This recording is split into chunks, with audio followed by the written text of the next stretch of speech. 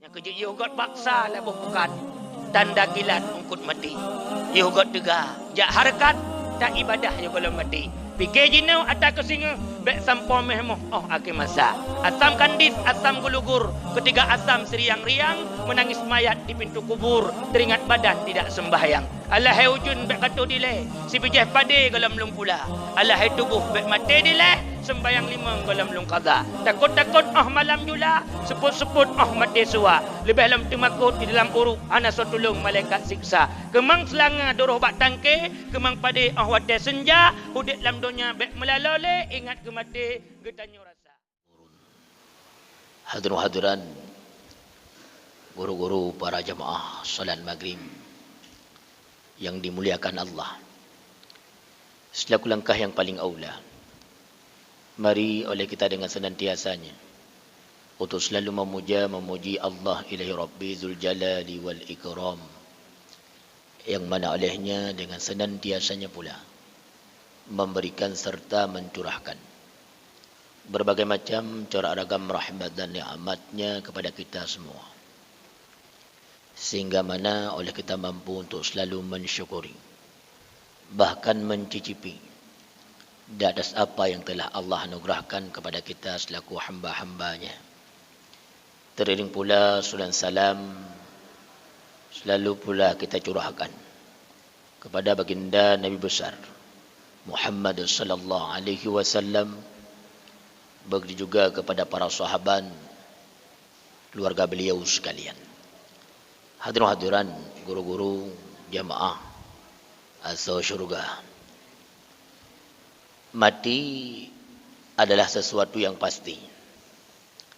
Mengingat mati merupakan sebuah bentuk ibadah.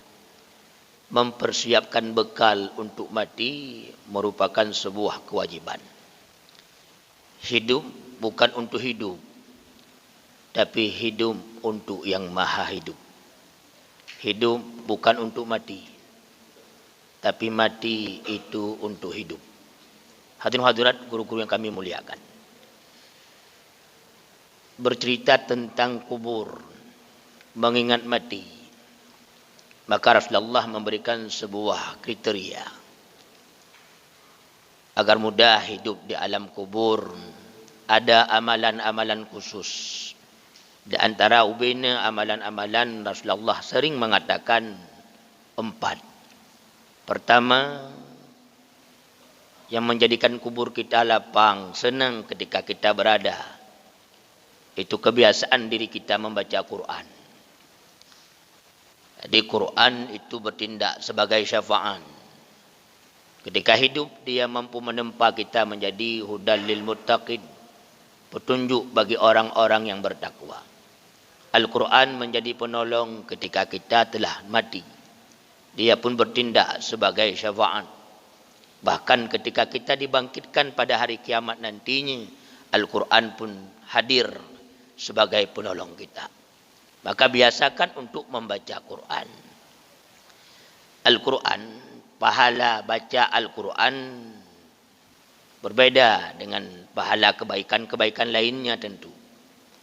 Al-Quran dalam sebuah hadis riwayat Imam At-Tirmidzi dihitung pahala bukan per ayat, tapi dihitung pahala per huruf.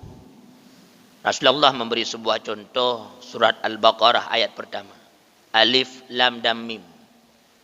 Alif lam dam mim yang sebuah ayat. Tapi pahala yang dihadirkan membacanya bukan satu ayat. Tapi karena terdiri dari alif, lam, dan mim, lebar huruf, maka pahala membaca Al-Quran itu 3. Setiap satu huruf dihitung satu kebajikan. Setiap satu kebajikan dikalikan 10. Mana dalilnya? Quran surat ke-6, Al-An'am ayat 160.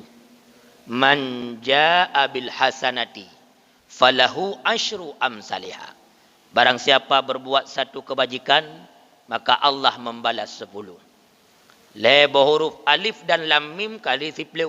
Kali 10. Ma'ipatna dhalikal kitabu la raiba fi. Masa bawa-bawa kita baca Quran kan hana 2 buah ayat. Mungkin hanya selembar, kalikan berapa huruf, kalikan 10 dupna ke pahala. Maka Al-Quran adalah bacaan yang ter-up to date. Al-Quran merupakan sebuah bacaan yang bercerita tentang masa yang lalu. Kisah Kabil Habil dalam Al-Quran. Al-Quran menceritakan kisah-kisah yang sedang berlaku. Bahkan Al-Quran menceritakan kisah-kisah yang akan datang. Hana bacaan yang makin dibaca semakin bertambah takwa kecuali Al-Quran. Tidak ada bacaan yang dibaca semakin meningkatkannya iman kecuali Al-Quran. Maka Al-Quran harus dibiasakan. Malah dalam kitab Majalisus Saniyah, Rasulullah sering mengatakan bahawa hendak kiranya kebiasaan Rasul. Sebelum beliau tidur, malam Rasulullah senantiasa membaca surat Muluk. Juz ke-20 syukur. Apa faedah baca surat Muluk? Kata Rasul, menghalangi seseorang daripada azab kubur. Tapi tanggal 22 Maret 2016 pada media massa Koran Serambi Indonesia ada sebuah analisa Profesor Dr. Farid Wajdi, mantan rektor UIN Al-Raniri. Beliau mengatakan bahawa analisanya kebanyakan pemuda-pemuda kita kurang dalam baca Al-Quran. Bahkan beliau mengatakan ubena generasi-generasi pemuda-pemuda di belahan dunia yang paling senang nongkrong duduk di warung kopi, pemuda Aceh. Bahkan beliau menyebutkan 80% pemuda Aceh lebih hela duduk buat kedai kopi. Yang 80%-nya tengkula. Mungkin roh long-longnya. Bahkan pula ada hasil riset 62% anak Aceh hanjit baca Quran. Yang tahun 2016. 5 tahun sudah berlalu, 2021 timbul soal. Pukul semakin generasi Aceh yang mampu baca Quran atau semakin tertinggal. Padahal Al-Quran itu bertindak sebagai penolong. Tapi karena kebiasaan katanya tungku hantam baca Quran bahkan tidak mempelajari baca Quran, maka Al-Quran yang dibaca tidak mampu menjadi penolong. Padahal Al-Quran itu kebiasaan yang harus dibaca karena dia dipraktekkan dalam kehidupan. Fatihah dalam sembahyang katanya dimulai dari Ummul Quran, itu pun dalam Al-Quran. Ketika Fatihah satu huruf saja cacat, kurang tasdik atau terganti satu huruf dengan lainnya, maka Fatihah itu cacat, cacatnya Fatihah, cacatnya sembahyang. Bahkan karena Fatihah bertindak sebagai rukunnya sembahyang. Maka dukna musibah ketika Al-Quran tidak dipelajari. Dalam dunia tidak mampu membuat kita terarah ketika kita jauh dari Al-Quran.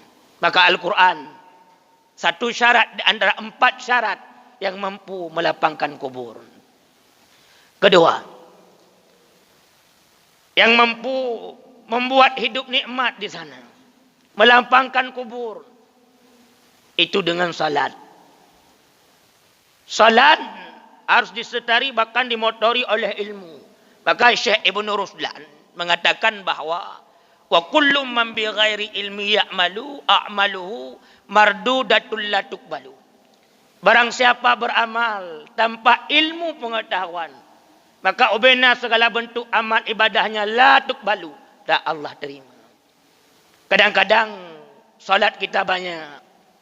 Yang Allah butuhkan dari ibadah kita bukan kuantitas, tapi yang Allah butuhkan dari ibadah kita adalah kualitas. Limbang bahawa tengku tapi berkualitas itu lebih baik di sisi Allah. Ketimbang hadir dengan qabliyah ba'diyahnya, witir dan sebagainya, tapi kualitas yang dihadirkan dalam salat tersebut tidak tercukupi syarat serta rukunnya.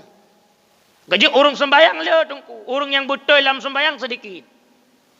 Orang saleh le, orang taat le. Tapi yang betul dalam kesalehan dan ketaatannya itu sedikit. Maka anehir. Terkadang kita melihat sebuah gambaran orang salat. Ketika sujudnya kaki tergantung. Kaki itu bu'ud. Dalam fiqih mazhab Imam Syafi'i, salat seperti itu batal. Tertutupnya dagu oleh peci. Dalam fiqih Imam Syafi'i, salatnya batal. Karena yang salat tidak berilmu. Salat rajin, tapi salat tidak berilmu. Yang kerja hana irin tengok. Tegedi pulat itu masuk neraka gara hana solat cocok. Matamang neraka tanya wapna semayangnya yang bahaya. Si pulan itu masuk neraka wapna puasa. Layak. Tamang neraka tanya wapna puasa. Nyo yang kurang sempurna. Bahkan karena ibadah puasa solat tidak disertai ilmu. Maka ada peribahasa gugur bunga karena layu. Gugur iman karena nafsu, gugur cinta karena cemburu, gugur derajat tak punya ilmu. Hina alam dunia, hana harta, hina bat Tuhan, hana ilmu. Hadirin hadirat guru-guru yang kamu pemulia. Maka solat ini menjadi satu sebab. Jika solat tidak sah, menjadi satu sebab untuk jadi penghuni neraka. Al-Quran memberikan gambaran. Surat ke-74, juz 29. Al-Mudassir 42, 43 sampai 46. Allah mengkisahkan. Ma salakakum fis sakar. Apa yang menyebabkan engkau menjadi penduduk neraka sakar? Mereka menjawab, lam naku musallin. Sungguh kami dulunya Allah meninggalkan salat. Walam naku nut'imul miskin. Sungguh kami dulu tidak mau memberi makan orang-orang miskin. Wa kunna nakhudhu ma'al khaidin. Sungguh kami dulu duduk dua leput pegak kelompok gibah saganya upat sagaji. Ini kriteria isi neraka. Maka parang pasti meninggalkan salat atau neraka. Tinggal semayang na dua tengku. Ada kala tidak salat sama sekali. Ada kala salat tapi hansip syarat, hansip rukun. Yang saban lagi tinggal je. Maka salat itu tiang agama. Alangkah banyak buah, wakaf, infak, sedekah. Itu buah tapi tidak ada pohon. Pat kena mukumat buah, dahan dan sebagainya. Maka salat benarkan. Sehingga dia menjadi penolong ketika kita berada di rumah yang baru. 3. Perkara-perkara perbuatan amalan yang dikerjakan mampu melapangkan kubur. Itu sedekah. Dalam sebuah hadis Imam Baihaqi. Rasul mengeluarkan sebuah hadis. Al-maitu kal-gharik.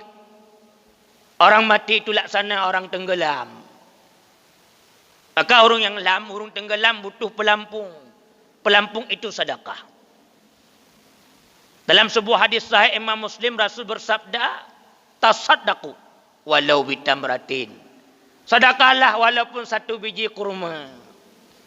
Sebab ciri-ciri urung-urung beriman, itulah mereka-mereka yang mau bersedekah.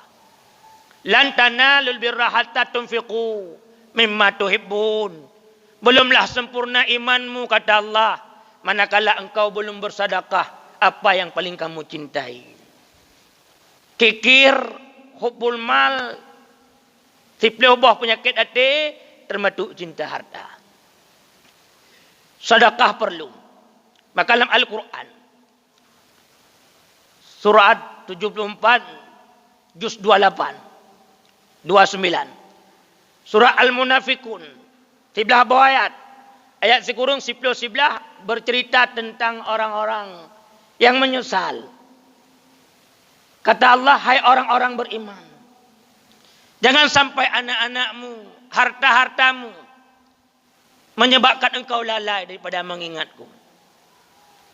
Wa may yaf'al dzalika fa ulaika humul khasirun. Jikalau harta-hartamu, binatang termakmu, kerendahanmu, apa yang kamu miliki, anak-anakmu membuat engkau jauh lupa kepada aku, fa ulaika humul khasirun, maka kamu termasuk orang-orang yang rugi. Hai orang-orang beriman, ayat 10. Bersedekahlah. Apa yang telah kami berikan untukmu. Berarti harta itu berian Allah. Carang lagaknya mandum Tuhan yang beri. Kon antara kita. Jangan kamu tunda-tunda. Sehingga sampailah mati kepadamu. Maka berkatalah mereka-mereka yang mati di antara kamu. Rabbi laula akhartani ila ajalin qarib. Duhai Tuhanku, tangguhkanlah kematian bagiku. Nepudek long siat pijak Tuhan. Baik nemu mati long ila siat mentang Tuhan pijak. Fa'as saddaqah. menyo nepu dek long, nepu tangguh mati long, sejenak saja Tuhan, maka aku akan bersedekah. Wa akum minas salihin, dan engkau Tuhan akan melihat aku menjadi orang-orang yang saleh. Wa la yuakhirallahu nafsan idza jaa ajaluha. Sungguh Allah tidaklah pernah menangguhkan kematiannya seseorang hamba. Asal katuk wate, katuk tempau, han misu seminin, han mundur sedetik. Ini janji Allah pasti. Maka tunggu dalam kitab Kasyiful Ghummah diceritakan ruh urung-urung tengah-tengah, dikeluarkan ruh sehingga berjumpa dengan ruh-ruh urung mati. Yang luar biasa ruh-ruh urung mati diceritakan kepada ruh-ruh yang urung udip bunuh. Sampaikan kepada ahli warisku harta-harta yang lu mitawai. Kitab karangan Syekh Abdul Wahab Al-Sya'rani. Tapagas anak-anak leung permoh-permoh leung wali-wali leung yang harta leung mita orang malam. Jumat bak leung pusapat. Ketika aku telah tiada maka menjadi hak mereka sisihkan kepadaku. Bahkan karena aku menderita, sedikitnya amalanku, sedikitnya sedekahku. Itu yang leurung. Betul ceritanya teman. Tak balik dalam jauh. Di saat tanya malam kena doa tengku. Bismikallahumma ahya wa amut. Dengan namamu Allah aku hidup dan aku mati. Berarti nya mati riat. Tak budah pina doa. Alhamdulillah. Segala puja kerana Allah. Ba'da ma amatana wa ilahin nusyur. Ahli nepu dek long, ahli nepu mati long. Membuktikan bunuh adalah mati sejenak. Memang waktu cerita kubur, cerita orang mati payah dipahami oleh orang-orang udip tunggu. Sebab cerita mati, tak cerita mati baru orang udip payah. Baru cocok cerita mati sampai mati tu. Maka dalam iktikad Ahlussunnah wal Jamaah, azab kubur, bangkit yaumil mahsyar, jak datu titi, mutuah kaki dalam neraka, mutuah kaki tamang syurga, celaka kaki dalam neraka, tamang dalam syurga, merempak dengan Allah langsung berpandang-pandang. Itu wajib diiktikadkan. Maka salah satu penyebab tanya untuk sukses waktu itu laur, yang kesedekah. Kalau kita bergabung urung mati lagi urung lam. Yang tenggelam butuh pelampung, andai kata tajak tanya tungku tak ba me 10 kilo. Tabah produk pisang tikan, tatik dua bohnyun, kira-kira mana yang dirungkom? Pasti produk pisang. Sebab manakala emas yang dirungkomnya makin lam ke. Maka urung mati bulu. Teman mana jenuh tungku, terkedi tanya mati. Andai kata sedekah amalan kita, kebaikan kita kurang. Tak harap tu bani, bak purma, bak jarak. Han mesampi menyohana daro. Yang kerja kain kafan. Yang dibalut ketika tubuh menjadi mayit. Tidak pernah diisikan saku. Hantang ke pegak kantong. Ini menandakan apa tidak ada harta yang kamu bawa pulang. Maka bersedekahkanlah. Sebagian rezekimu apa yang Allah beri untukmu. Hana gatin urung musdekah. Malah urung musdekah makin kaya. Urung musdekah berkat sehat tubuh, puji balak, le kelebihan-kelebihan sedekah. Tetapi karena memang kikir, ada ubena cerita tentang kelebihan sedekah. Detah kepada malah kita mai cukai ngan ke pegah abak ngan. Tengkunya enggak puya-puya agaknya. Tapi orang-orang yang terketuk mata hati, le kedepu kelebihan-kelebihan sedekah. Perlunya sedekah ketika berada di dalam kubur, maka mereka akan bergerak dan bergegas. Karena mereka tahu, nyata harap bakna cihana puta harap. Andai kata diceritakan tentang kubur, azab dan sebagainya. Orang-orang yang masih hidup menganggap itu cerita. Karena pakan, karena mantang udip dalam dunia. Dunia nyata tengku. Cerita akhirat cerita. Pakan, karena dalam dunia. Tidak dengar azab kubur, pulan-pulan tentang alam gaib, itu semua cerita. Waktu mati langsung bertukar. Yang dulunya cerita menjadi nyata, yang dulu nyata tinggallah cerita. Maka harus bijaksana atas sikapi. Dunia siat sagaya. Patna urung yang tep udip, lebih tep udip dengan tep mati. Imam Syafi'i 50 tahun umur. Lahir 150, wafat 204, 54 tahun. Dah turun dunia. Lo hitung lo baca kitab urangnya Imam Syafi'i kubah dunia 2020 sak lebih kurang ke 1200 tahun. Trep tat dalam kubu kena tajak-tajak. Imam Nawawi 40 tahun lebih kurang umur. Lo hitung urangnya ke 800 tahun dalam kubu. Artinya lebih lama tinggal di sana ketimbang jak-jak udip-udip duduk atau urung dunia. Orang yang cerdas adalah mereka-mereka yang berfikir untuk bekal kehidupan sesudah matinya. Hanya kikir. Sebab mati-mati nyawang pulang ke malaikat. Tubuh laga ulat baju. Tulung yang kang kengen tanah. Sedangkan harta ilmu cuca warih lingga. Maka dalam kitab tafsir disampaikan ada 3 hal yang paling dicintai oleh manusia. Pertama, manusia cinta kepada nyawa, kepada arwah. Sehingga pada duduknya tua dengan mati dia. Walaupun dalam masjid tadi. Cinta kepada ruh. Sehingga ada berandai-andai, andai besok. Kedua, mereka cinta kepada tubuh. Anairin ti urung gerawat tubuh. Malam main futsal 2 jam, nak fit. Tubuh tinggal. Perawatan muka, pulan-pulen, nak lagak tubuh. Bahkan asupan gizi 4 sehat, 5 sempurna. Kepu, nak terulat tengok. Padahal lubuh lagak mati cit, hana lagak mati cit. Yang gelap.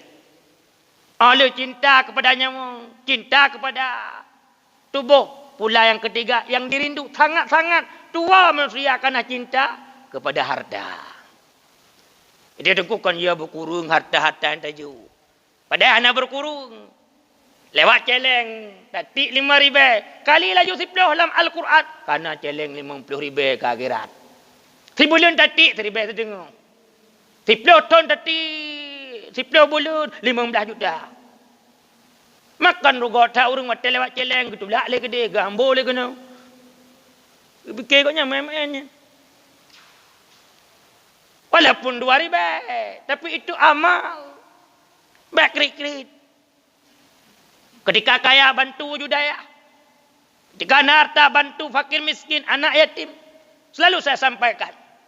Dalam tausiah-tausiah. Ada 4 hal yang selalu dirindu-rindu oleh manusia. Pertama, manusia itu rindu kepada kaya ketika dia telah miskin.